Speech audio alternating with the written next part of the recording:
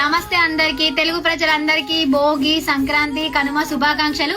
తెలంగాణలో అయితే ఇగో మా దగ్గర అయితే సకినాలు కారపూస గారెలు మురుకులు అరిసెలు ఇవైతే వేసుకుంటాము. పండగ రోజు అయితే తెల్లగళ్ళు ఇంకా కూర చికెన్ మటన్ తెచ్చుకొని మంచిగా వండుకొని తింటాము. ఆంధ్రాలో జరిగినంత మంచిగా గ్రాండ్ గా అయితే అంత ఏముండదు. మా సైడ్ అయితే దసరా బతుకమ్మ అయితే మస్తు జరుగుతుంది. ఇగో సో సకినాలు ఎంత మందికి తెలుసు? మా సైడ్ అయితే సంక్రాంతి అంటే సకినాలు ఫేమస్.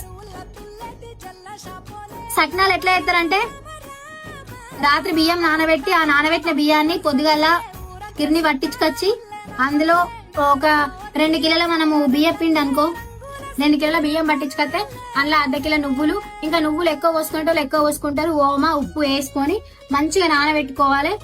ఇట్లా అన్ని పిండి వంటలు చేసడానికేమో పొడి పొడి పిండిని పట్టించుకొని వచ్చి అలా నీళ్ళు పోసి కలుపుతారు. కానీ ఇది మెత్తటి పిండి మెత్తగా అవుతారు ఎందుకంటే నైట్ నానబెట్టాలి.